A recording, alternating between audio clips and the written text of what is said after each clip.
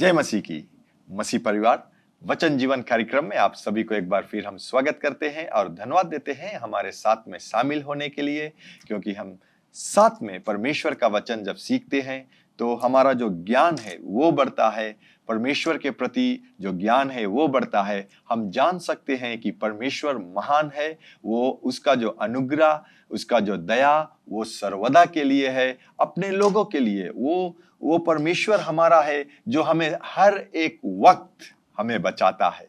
तो आज का जो हमारा विषय है जिसमें हम बातें करने जा रहे हैं वो विषय है मिस्र से मुक्ति, यानी कि जो लेसन 10 है या चैप्टर 10 जो हम लोग अब सीखेंगे, और वो है मिस्र से मुक्ति। या हम ये कह सकते हैं कि परमेश्वर अपने लोगों को किस तरह से मिस्र देश के जो गुलामी था वो गुलामी से आजादी को दिया। परमेश्वर अपने जो सामर्थ्य दिखलाकर, परमेश्वर जो अपने लोगों को जो वादा किया था, अब्राहम से वादा किया था कि उसके जो वंश रहेगा वो इजिप्ट में आएगा, मिस्र देश में आएगा, वहां पर रहेगा, और जब वहां पर रहने के बाद में जो 400 साल बाद उन लोगों को वहां से निकाला जाएगा और फिर जो वादा का जो देश था वहां पहुंचाएगा परमेश्वर। तो यहां पर हम देखते हैं कि जब परमेश्वर ने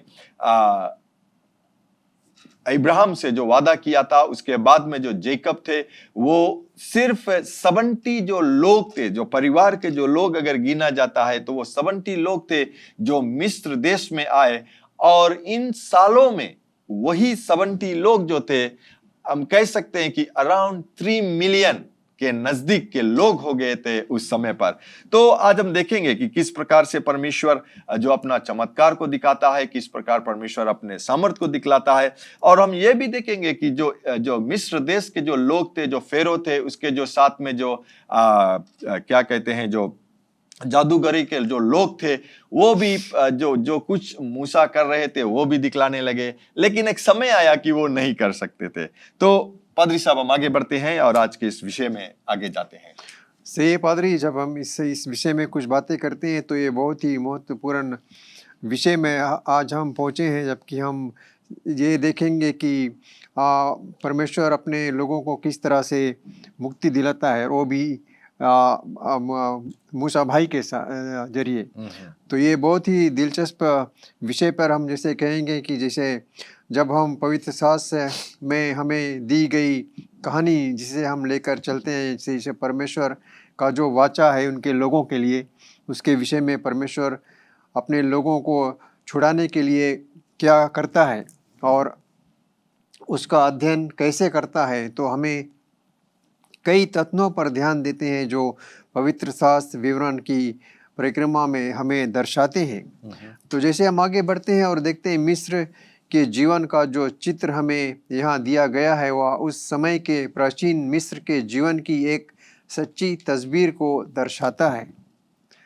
और वो क्या है कि जब अगर हम जो भी हमारे सुनने वाले भाई बहन हैं, जो हम ये बाइबल का जो पुस्तक है, जो निर्गमन हम जिसे कहते हैं, एक्सोडस, तो अगर हम उसे शुरुआत से अंत तक पढ़ें तो हमें विश्वास है कि उसमें हमें बहुत सी ऐसी चीज़ें मिलेंगी जिसके द्वारा हम बहुत कुछ सीख सकते हैं कि परमेश्वर अपने लोगों को छुड़ाने के लिए क्या क्या रास्ता चुनता है, और जिसने हमें बंदी बनाया वो भी कितना दृढ़ है, वो क्या करता है, किस तरह से परमेश्वर की जो वचन है वो सुनता नहीं, लेकिन परमेश्वर ही है। सही है, उसे कोई नहीं बदल सकता। हम सिर्फ हमें क्या है कि लोग उसकी ताकत को अगर आजमाना चाहें तो शायद वे भूल जाते हैं कि परमेश्वर क्या है। हमें उसका उसके जो विजय है उसको हमें नहीं तुलना करना चाहिए, क्योंकि वो ही हमारा मुक्तिदाता है। सही है। तो हम आगे जैसे बढ़ेंगे पादरी की ये बहुत ही चमत्कार करने वाली बात है। चमत्कार करने में मिस्र के जादूगरों द्वारा निभाई जाने वाली भूमिका उस शक्ति का एक विशेष योग्य प्रतिनिधि है जो प्राचीन पुरोहितवाद के पास थी। मिस्र के पुरोहितवाद वास्तव में एक निगम था जो जादुई शक्तियों से प्रसन्न रखते थे। जो जादू टोना था वो सब वे करते थे। लेकिन जो जीवित और मृत्यु लोक की ओर से प्रयोग किया जाता है। लेकिन अगर इसके बारे में देखेंगे पादरी, तो प्रत्येक नाम, घटना और रीति रिवाजों और पवित्र शास्त्र का वर्णन जब हम करते हैं तो हमें बहुत सी चीज़ें इसमें मिलती हैं। अगर हम इससे बारे में अगर पढ़ना देखें तो पवित्र शास्त्र क्या कहता है। वो पुरंतवादियों ने ईंटों से बनाई इमारतों को उजागर किया है, जिसमें हम अगर पवित्र शास्त्र जो निर्गमन जो एक्सोडस है उसमें हम पढ़ेंगे, एक्सोडस 5:12 में जो दर्शाता है कुछ इस तरह की। इसलिए वे लोग सारे मिस्र देश में तितर बितर हुए कि पुलाव के बदले खूंटी बटोरें।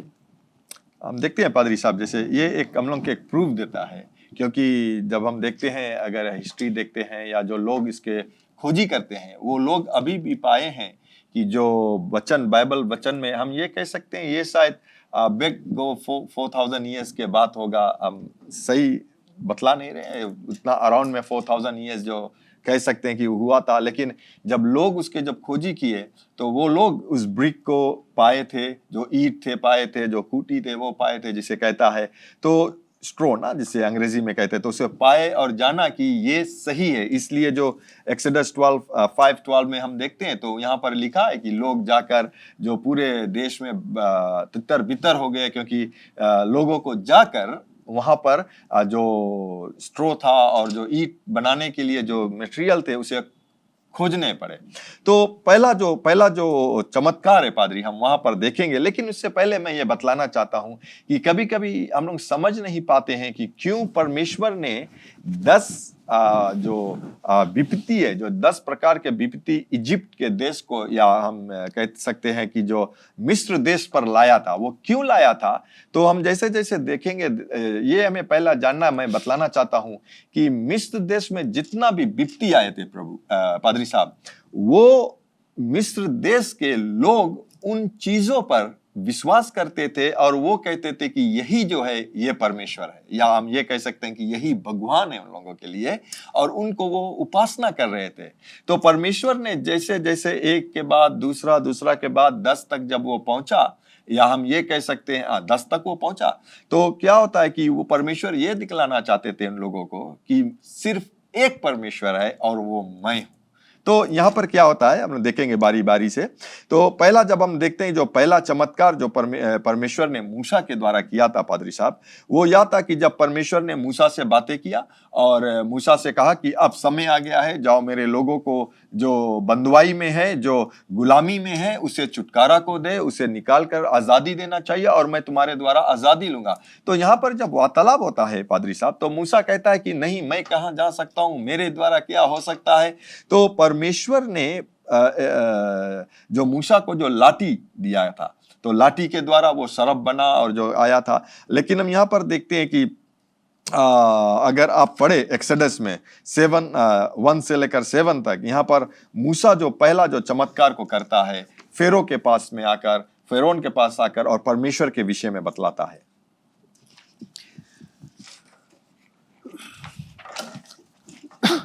तब यहोवा ने मूसा से कहा, सुन, मैं तुझे फिरौन के लिए परमेश्वर सा ठहराता हूँ और तेरा भाई हारून तेरा नबी ठहरेगा। जो आज्ञा मैं तुझे दूं वही तू करना, और हारून उसे फिरौन से कहेगा, जिससे वह इजरायलियों को अपने देश से निकल जाने दे।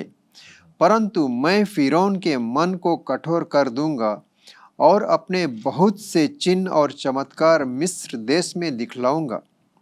तो भी फिरौन तुम्हारी ना सुनेगा, और मैं मिस्र देश पर अपना हाथ बढ़ाकर मिस्रियों को भारी दंड देकर अपनी सेना अर्थात अपनी इजरायली प्रजा को मिस्र देश से निकाल लूँगा। और जब मैं मिस्र पर हाथ बढ़ाकर इजरायलियों को उनके बीच से निकालूंगा, तब मिस्री जान लेंगे कि मैं यहोवा हूँ। तब मूसा और हारून ने यहोवा की आज्ञा के अनुसार ही किया।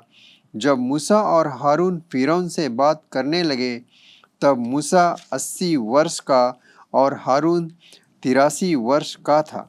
यहाँ पर जैसे आपने पढ़ा पादरी, पहला जो हम देखते हैं कि एक्सोडस चैप्टर 7 वर्स 1 में यहाँ पर कहता है, तब यहोवा ने मूसा से कहा, सुन, मैं तुझे फेरोन के लिए परमेश्वर सा ठहराता हूँ।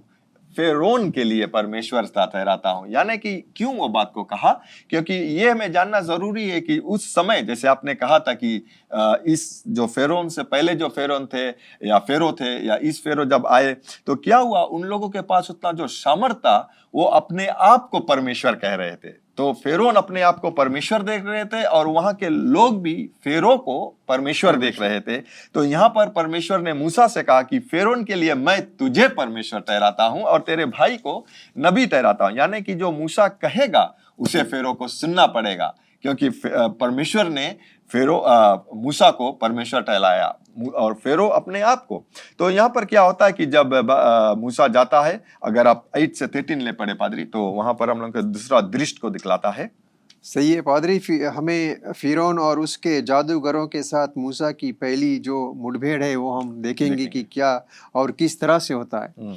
और जो पहला चिन्ह जो दिया गया था वह छड़ी को नीचे गिराना था, जो तुरंत एक सर्प के बदल गई थी। हारून ने अपनी लाठी फिरौन और उसके कर्मचारियों के सामने डाल दी और वह अजगर बन गई। तब फिरौन ने पंडितों को और ठोना करने वालों को बुलाया और मिस्र के जादूगरों ने अपने अपने तंत्र मंत्रों वैसा ही किया और वे सांप बन गए, परंतु हारून की लाठी उनकी लाठियों को निगल गई। यहाँ पर ये जो दिखलाता है, जो क्या होता है कि आखिरी में ये कहता है कि फेरो को ये दिखलाता है कि ठीक है, तुमने अपना कार्य को किया, लेकिन परमेश्वर बड़ा है, क्योंकि परमेश्वर के ही द्वारा कहने के द्वारा वो जो हारून का जो लाठी था वो सरप बना, लेकिन वो सबको खा लिया ना।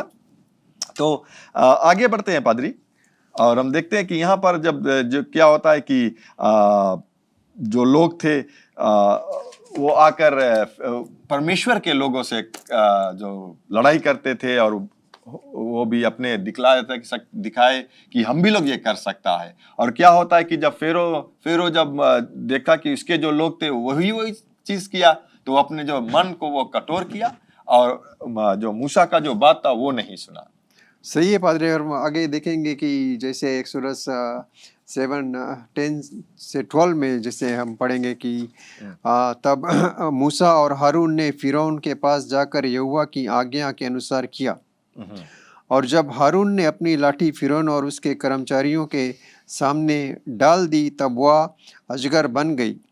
तब फिरौन ने पंडितों और ठोना करने वालों को बुलाया और मिस्र के जादूगरों ने आकर अपने अपने तंत्र मंत्र से वैसा ही किया। उन्होंने भी अपनी अपनी लाठी को डाल दिया और वे भी अजगर बन गई, पर हारून की लाठी उनकी लाठियों को निगल गई। ये एक चमत्कार है जो हम देखें, जो परमेश्वर ही की ओर से आता है, जो अपने लोगों को वहाँ से निकालने के लिए मूसा और हारून के जरिए वो अपना एक जो चेतावनी है वो दिखाता है कि वो किस तरह से अपने लोगों को निकालेगा। लेकिन हारून, जब हम फिरौन के देखते हैं तो हम ये देखेंगे कि वो कितना अपने अंदर कितना दृढ़ है, अपने अंदर से वो हार मानता ही नहीं।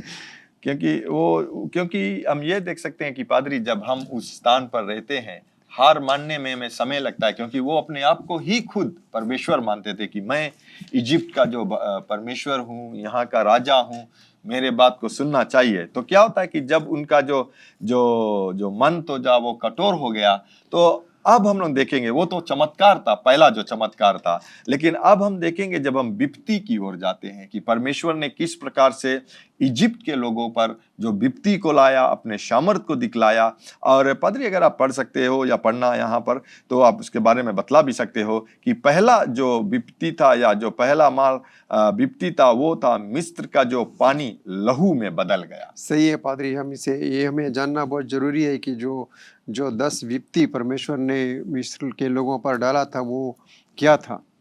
तो जो पहला था वो जल का लहू बनना जी।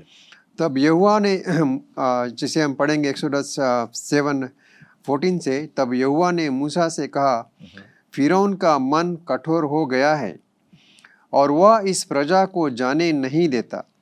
इसलिए सवेरे के समय फिरौन के पास जा, वह जो जल की ओर बाहर आएगा और जो लाठी सर्प बन गई थी उसको हाथ में लिए हुए नील नदी के तट पर उससे भेंट करने के लिए खड़ा रहना और उससे इस प्रकार कहना, इब्रियों के परमेश्वर यहोवा ने तुझे यह कहने के लिए तेरे पास भेजा है कि मेरी प्रजा के लोगों को जाने दे, जिससे वे जंगल में मेरी उपासना करें, और अब तक तू मेरा कहना नहीं माना। यहोवा यूं कहता है, इससे तू जान लेगा कि मैं ही परमेश्वर हूँ।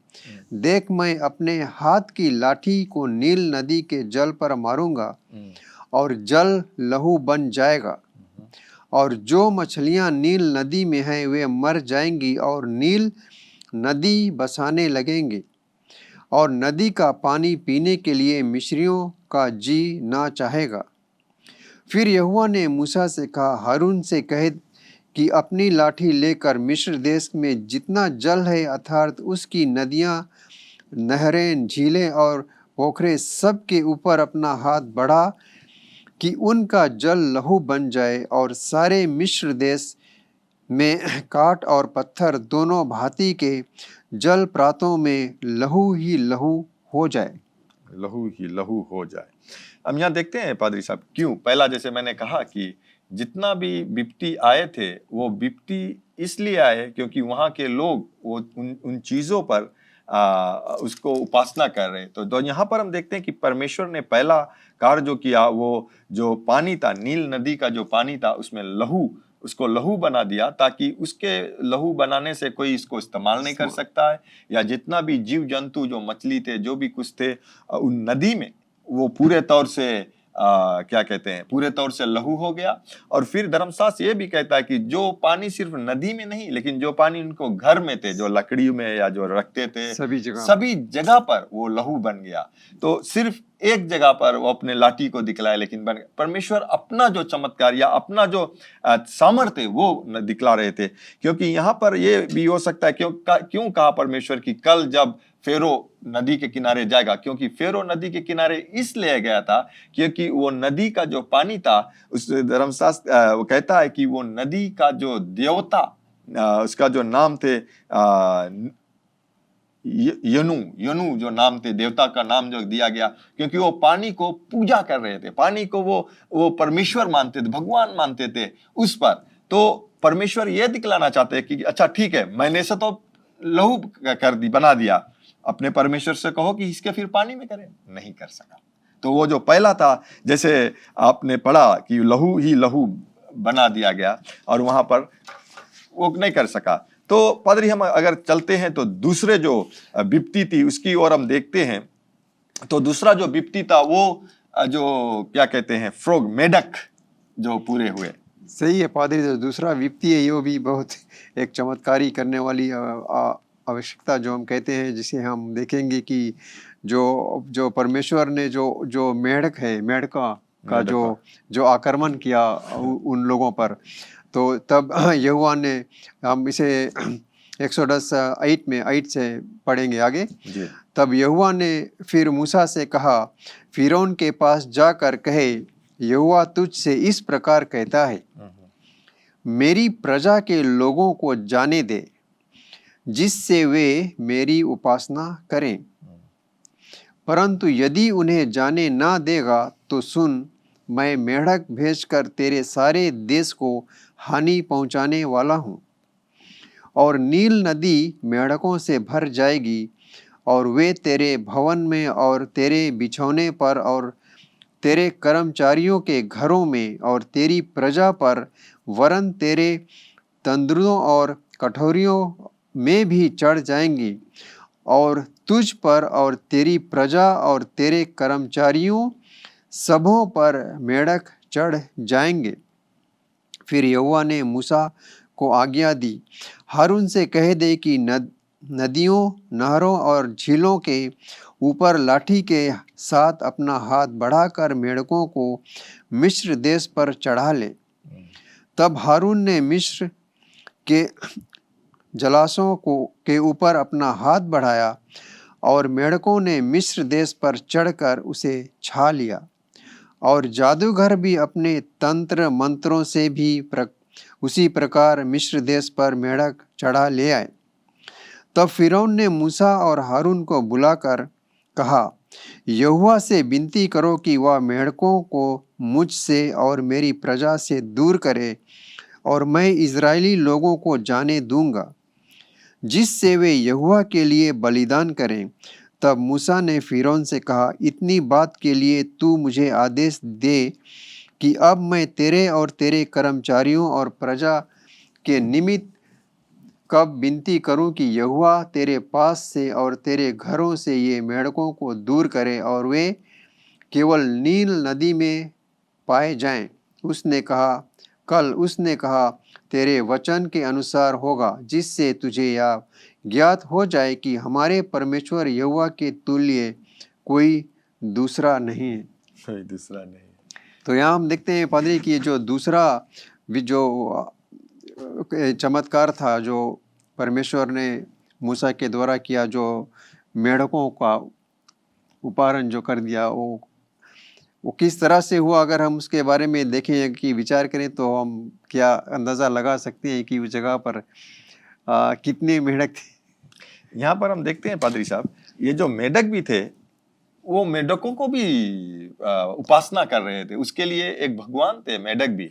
और हम देखते हैं कि जब हम उस दृश्य को देखते हैं तो फेरोन अपने आप को जो भगवान कहते थे अपने आप, बिकॉज वो राजा थे, राजा के लोग थे, तो जो नौकर चाकर थे, वो जो गरीब लोग थे जो मिस्र देश के, वो लोग जमीन में घर बनाकर, छोटे घर बनाकर रहते थे। शायद अगर कहते हैं कि अगर फेरो ये जानता था कि मेढक आएगा तो वो सोच रहे थे कि अच्छा ये नीचे का जो स्थान है वहां पर आएगा, और फिर अपने घर के, बिकॉज जो राजा थे वो सब टाइम कहते हैं कि वो 3 महला के घर पे रहते, तो जो दूसरा और तीसरा माला वहां पे राजा के परिवार, राजा रहते थे, और जो नीचा का जो पहला फ्लोर रहता है वहां उन लोगों को नौकर चाकर रहते थे। तो अगर वो सोचते कि अच्छा मेढक आएगा तो नीचे आएगा, मेरा पास कहाँ आएगा, लेकिन धर्मशास्त्र जब उसने कहा कि सारे स्थान पर वो तीसरे माले तक भी पहुंचा पादरी साहब, इसलिए फेरो जाकर राजा उसके बुलाया, क्या मूसा को बुलाया कि इसके हटाओ। तो यहां पर हम देखते हैं कि दूसरा भी जो आया वो परमेश्वर अपने आप को बतलाया कि सिर्फ मैं परमेश्वर हूं, मेढक परमेश्वर नहीं है। और जैसे पादरी हम लोग देख रहे थे कि जो दूसरा जो विपत्ति आया था वो मेढक था, लेकिन तीसरा जो हम देखते हैं कि जो फेरो राजा का जो हृदय था वो और कठोर होते गया और विपत्ति आते गया। तो तीसरा जो विपत्ति था वो जुआ था, या जुआ जैसे कहते हैं, जो मूड में रहता है लोगों को, जो लहू पीता है सर पे, लेकिन वो आया और फेरो का जो देश था, जो लोगों सब पर जू आ गया। और क्या होता है, क्यों जू आया, जैसे मैंने कहा कि वो जू को भी उपासना कर रहे थे, उन लोगों के लिए वो एक भगवान थे। फिर उसके बाद में जब देखता है कि जब फेरो सुनता नहीं है मूसा के बात, तो जो चौथा जो विपत्ति आया वो मक्खियों का विपत्ति आया, मक्खी से भर गया। धर्मशास्त्र कहता है कि मक्खी से वो स्थान भर गया। अगर अभी के समय पर हम देखते हैं पादरी साहब, मक्खी से भरता नहीं, लेकिन 1-2 मक्खी अगर घर कर भीतर आता है कि कितना ज्यादा वो हम लोग को समस्या में लेकर आता है। जब तक हम लोग निकालते नहीं है हम लोग बैठ नहीं पाते हैं। तो जरा ये सोचिए कि पूरे देश में मक्खी भर गया और उन लोगों का जो जगह था, जो स्थान था, वो नाश कर दिया गया। बिकॉज मक्खी जो रहता है, जो खाते चीज और मैला चीज है वो खाते। तो क्या हुआ कि वो भी हम ये देखते हैं कि जो फेरो थे, मिस्र देश के जो लोग थे, मक्खी को भी उपासना कर रहे थे। लेकिन यहाँ पर परमेश्वर ने कहा कि मैंने तो मक्खी भेज दिया, ये आपका भगवान है, अगर तो कहो ये चला जाए, नहीं गया। और फिर क्या होता है कि हम लोग पहले भी देखा था कि जो इजिप्ट के, जो मिस्र के जो लोग थे, जो जादू टोना करने वाले जो ज्ञानी लोग थे, वो लोग अपने चमत्कार को दिखला रहे थे कि चलो देखो वो जब करे यहाँ पर। लेकिन ये नहीं जानते थे कि अगर कह रहा हूं, अगर 100 मेढक मूसा से कहने से आए तो लगभग 50 मेढक वो लोग लेकर आए। तो वो जस्ती हो गया, समस्या को हल नहीं किया लेकिन समस्या को जस्ती किया। पादरी साहब, अगर आप 5वें विपत्ति के बारे में बता दें। सही, जो 5वां जो विपत्ति परमेश्वर ने उन लोगों मिस्र के देश पर भेजा था, वो तो पशुओं की मौत जितने भी पशु उनके पास थे उनकी मौत होने लगी। और तो फिर जो जो यहोवा है जो मूसा से कहता है कि फिरौन के पास जाकर इब्रियों का परमेश्वर यहोवा तुझसे इस प्रकार कहता है, मेरी प्रजा के लोगों को जाने दे कि मेरी उपासना करें, और यदि तू उन्हें ना जाने दे तब मैं भी पकड़े रहें। और तो सुन, तेरे जो घोड़े, गधे, ऊंट, गाय, बैल, भेड़, बकरियां जो भी हैं वे सब नष्ट हो जाएंगे। लेकिन ये सब होने के बाद भी वहाँ का जो राजा था वो झुकने को तैयार ही नहीं था। वो और भी अपना चमत्कार, वो जो पंडित थे, वो जो मंत्र तंत्र जैसे हम कहते हैं वो कहने लगे। लेकिन परमेश्वर यहोवा के आगे तेरा मंत्र तंत्र कहाँ है, कहाँ चलेगा।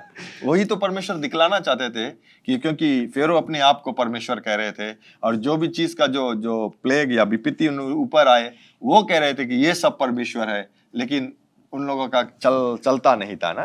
सही है, क्योंकि परमेश्वर अपना जो कार्य अपने लोगों को वो किसी तरह से छुड़ाना चाहता था जी। लेकिन जो मिस्र के जो राजा था वो अपने आप पर दृढ़ था। वो क्या चाहता है, हम क्या कहें ऐसे कि वो परमेश्वर से विरोध करना चाहता था।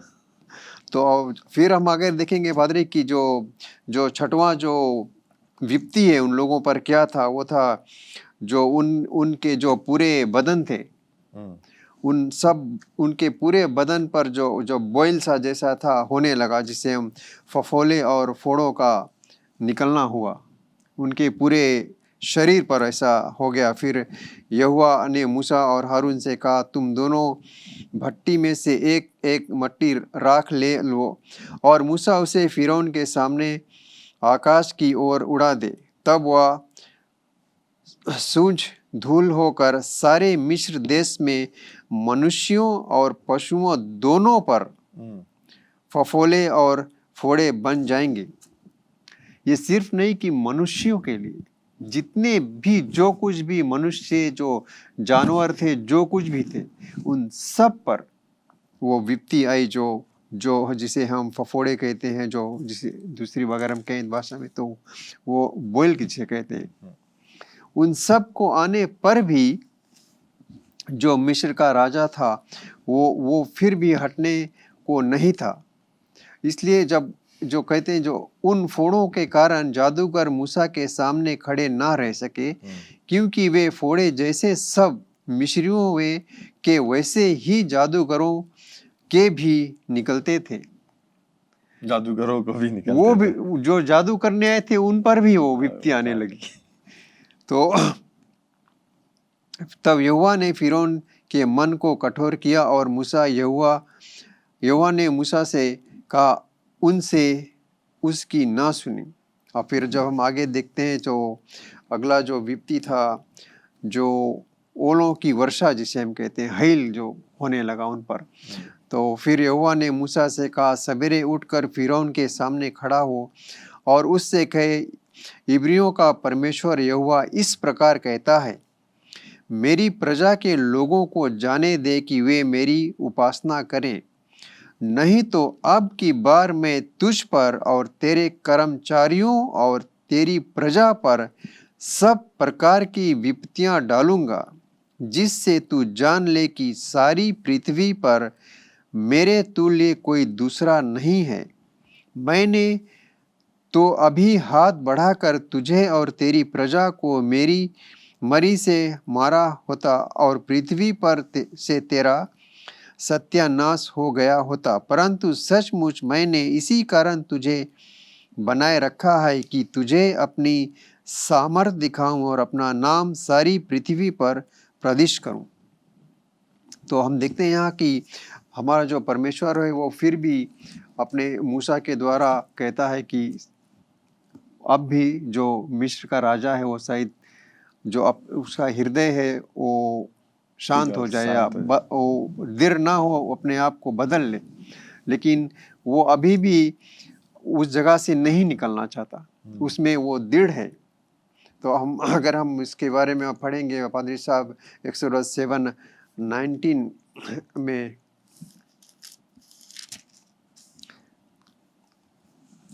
फिर यहोवा ने मूसा से कहा, हारून से कहे कि अपनी लाठी लेकर मिस्र देश में जितना जल है अर्थात उसकी नदियां नाले सभी पर ऊपर डाल दे और उनका जल Exodus लहू बन जाए। 9:18 पढ़ दो पादी, 9:18, Exodus 9:18। 9:18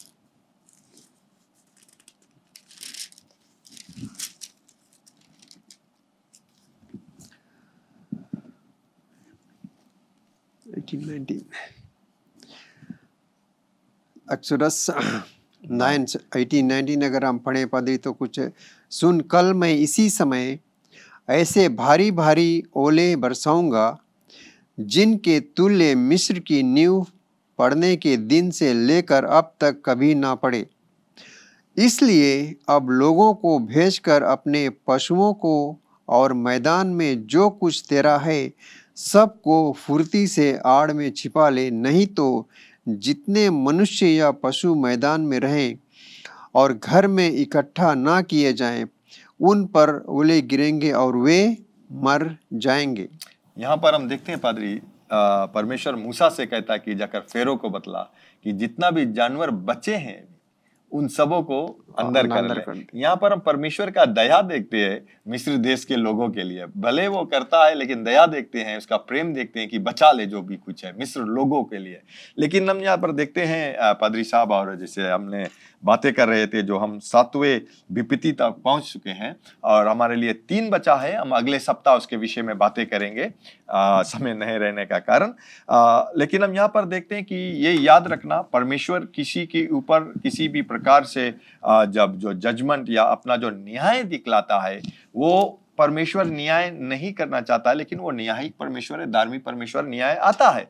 लेकिन ये हमें जानना है कि परमेश्वर बुरा नहीं है न्याय लेके आने के लिए, या परमेश्वर मिस्र देश के लोगों से प्रेम नहीं करता था वो न्याय लेकर आए। परमेश्वर अपने आप को दिखलाना चाहते थे कि मैं परमेश्वर हूं, और जो मिस्र देश के जो लोग जो जिसे परमेश्वर मानते थे, जितने भी चीज की मानते थे, वो परमेश्वर उन लोगों को बताया उसे तो मैंने बनाया है, मैंने बनाया, बनाए हुए वस्तु पर तुम अपने उपासना को करते हो। तो यहाँ पर हम देखते हैं कि परमेश्वर आज हमसे भी ये कहता है कि हम बनाने वाले वस्तुओं पर अपना भरोसा ना रखें, लेकिन जो बनाया है उस पर भरोसा रखें। यानी परमेश्वर ने सारे सृष्टि की रचना किया, हमें और आपको बनाया, हमें उस पर भरोसा रखना है और वो हमें बचाएगा। तो हम प्रार्थना करके समाप्त करते हैं। पादरी साहब, धन्यवाद करते हैं प्रभु परमेश्वर आपके प्रेम के लिए, अनुग्रह के लिए और आपके दया के लिए, शांति के लिए अपने लोगों को, और ज्ञान का आत्मा देने के लिए कि उससे हम सीख सकते हैं कि हमें किसी और पर भरोसा नहीं रखना है, सिर्फ परमेश्वर आप पर भरोसा रखना है। और जैसे हम आप पर भरोसा रखते हैं पिता परमेश्वर, आपका अनुग्रह हमारे ऊपर बहुत आयक सारे होने दिए परमेश्वर, कि आपका जो दया है, अनुग्रह है, आपके लोगों तक बहुत तायक सा उनके जीवन में रहे, यीशु के पवित्र नाम से, आमीन। एक बार फिर आपको हम धन्यवाद देते हैं हमारे साथ जुड़ने के लिए। लेकिन सबसे अच्छा उपहार और आशीष जो परमेश्वर देता है वो है अनंत जीवन। वो अनंत जीवन और पाप क्षमा यीशु पर विश्वास करने से ही आता है। तो अगर आप यीशु पर विश्वास करना चाहते हो, पूरे हृदय और दिल से उसको अपना आत्मा देना चाहते हो और आज से उसके पीछे होना चाहते हो, बपतिस्मा लेना चाहते हो, कलीसिया को ज्वाइन करना चाहते हो या उसमें शामिल होना चाहते हो, वो शुरू होता है आज और अभी जब आप इस प्रार्थना को हमारे साथ करोगे। तो हमारे साथ प्रार्थना कीजिए, मन से विश्वास कीजिए और कहिए, दयावान पिता, मैं विश्वास करता हूं तेरे पुत्र यीशु पर। यीशु, तू मेरा प्रभु है। तू मुझे आज मेरे पापों से मुझे क्षमा दिला, मेरे दिल में आ, अपने आत्मा से भर। मैं विश्वास करता हूं कि तू स्वर्ग से आया, मेरे पाप के लिए मरा और तीसरे दिन जी उठा, फिर से आने वाला है। मुझे मदद कर, आत्मा से भर, विश्वास में चला, यीशु के नाम से, आमीन। अगर आपने वो प्रार्थना किया है, मेरा पूरा विश्वास है आप अगर दिल से किया है, आपके सारे पाप क्षमा हुए, आप एक नए जीवन, नए सृष्टि बने हो। तो मैं चाहता हूं अगर आप हमें संपर्क करोगे, हम लोग आपको मदद करना चाहते हैं ये विश्वास के कदम में या विश्वास के जीवन में चलने के लिए, और आपको उत्तेजित करते हैं, कलीसिया ढूंढिए, बाइबल को पाइए, बाइबल पढ़िए और अपने विश्वास में मजबूत बनिए और अपना जीवन यीशु के लिए जिए। धन्यवाद एक बार फिर आप हमारे साथ होने के लिए। परमेश्वर आपको बहुतायत से आशीष दे और ये हमेशा याद रखना कि यीशु मसीह ही प्रभु है। Learn more from God's Word and send us your prayer requests by visiting our website www.jclm.org, or you can like our Facebook page, Jesus Christ is Lord Ministries, to keep up with the Now Word of the Lord for the season. Follow us on Instagram, JCLM Fiji. Better still, subscribe to our YouTube channel, JCLM Fiji, to receive the latest teaching of God from the ministry.